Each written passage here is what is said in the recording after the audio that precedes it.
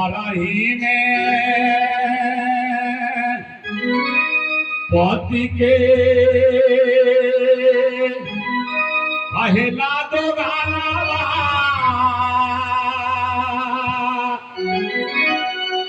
चर्चा में परमेश्वर बनवलन हुरा। ये गुरु भाई अरे घर ही में पति के पहला दोगाला चर्चा में परमेश्वर बनवलन हुरा। तब मीठी मीठी बतिया बनाई के मीठी मीठी बतिया बनाई के चर्चा में महाराज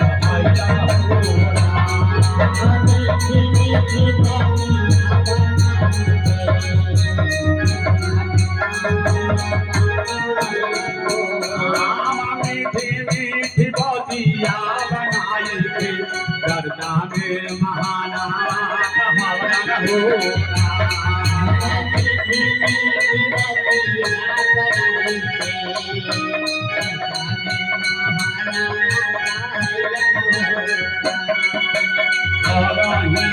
पति के अहेला दुलावा चर्चा में परमेश्वर बनवलन हुरा। पति के अहेला दुलावा चर्चा में परमेश्वर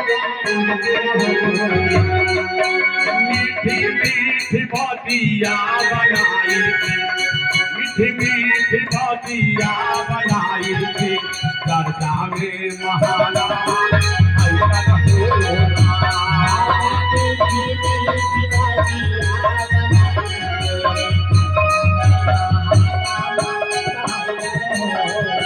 मीठी मीठी बतिया बनाई चर्चा में महानाम बतिया बनाई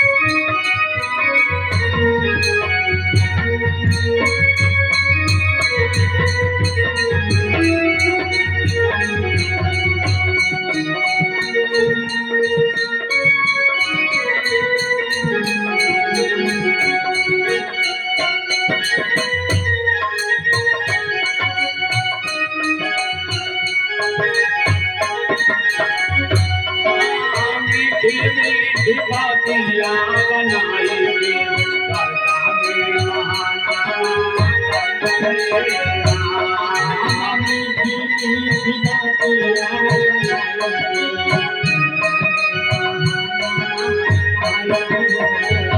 दीना भरा देवी जनक पूजली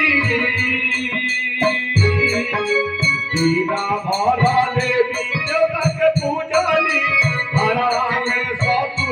के बरियौलन होना दीना भरा देवी जनक पूजली के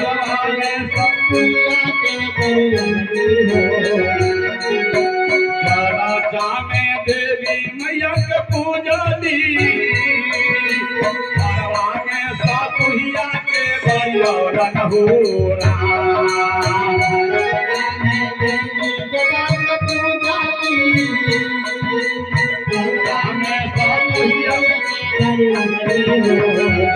मीठी मीठी बतिया बनाई के मीठी मीठी बतिया बनाई के चर्चा में महाराज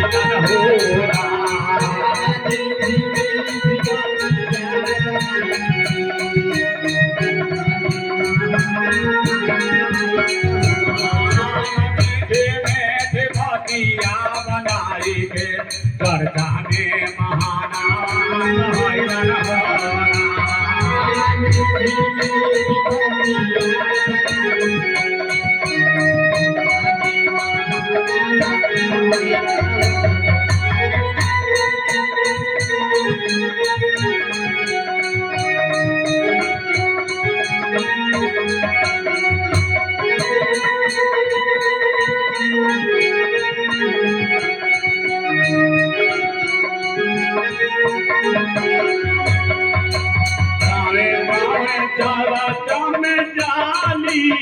उबे अपन नामा माँ का मैलन होला गावे गावे चरण में जानी उबे अपन नामा का मैलन होला रे गावे चरण में जानी तो उबे अपन नामा माँ का मैलन होला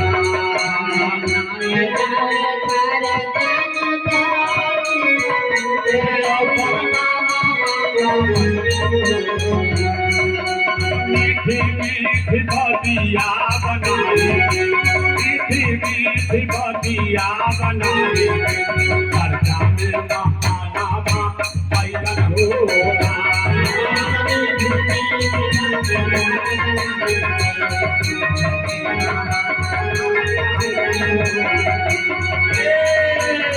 देखिए कहे के बात कहा कि अगर पति कहे कि तुम फलाने जगह नहीं जाओ तो बात पूछना चाहिए।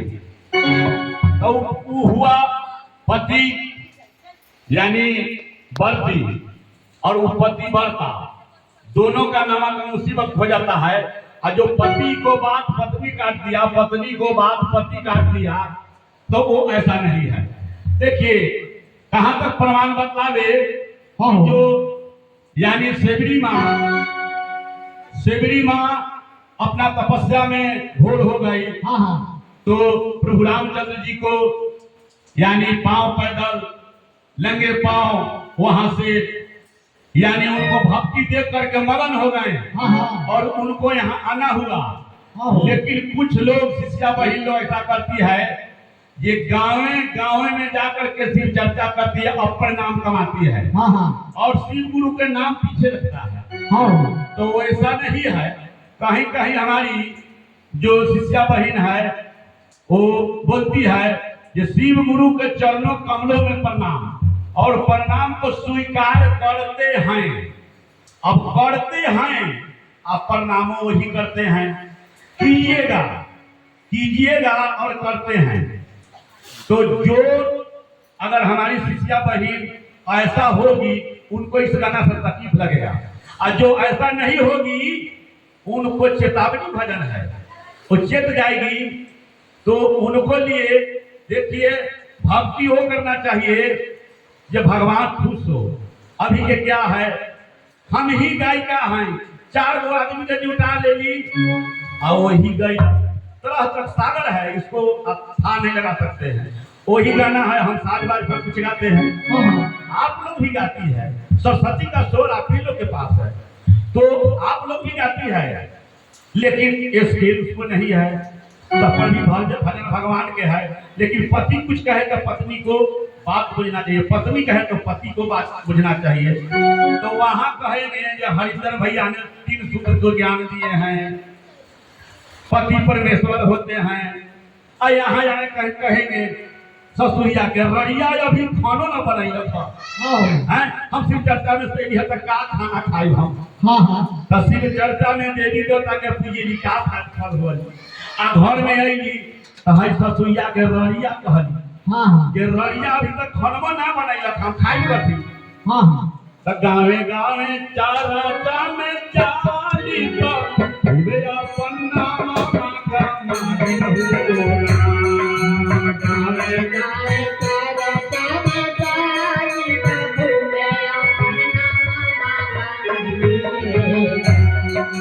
टोले टोले चारा में जाली तो वे अपन नाम का मैलन होला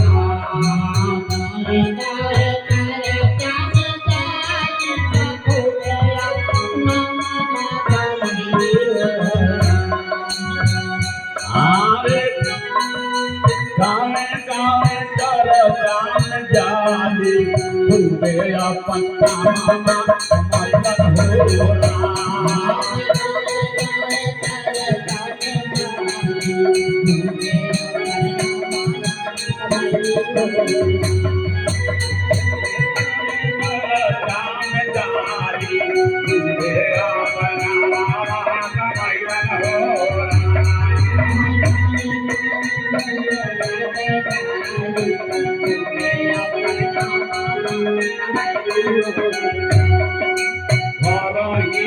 पति के पहला दुकानवा चर्चा में परमेश्वर बनल में पति के पहला दुकानवा चर्चा में परमेश्वर बनल मीठी मीठी बतिया बनाएंगे मीठी मीठी बतिया बनाएंगे चर्चा में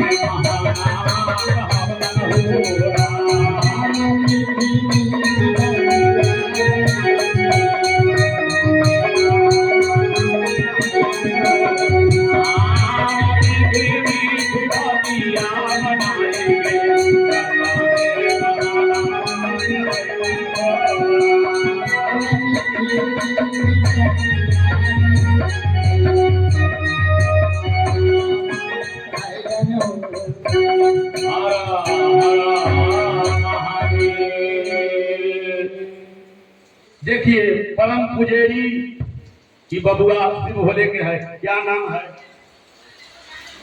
नाम क्या है? क्या पापा के नाम?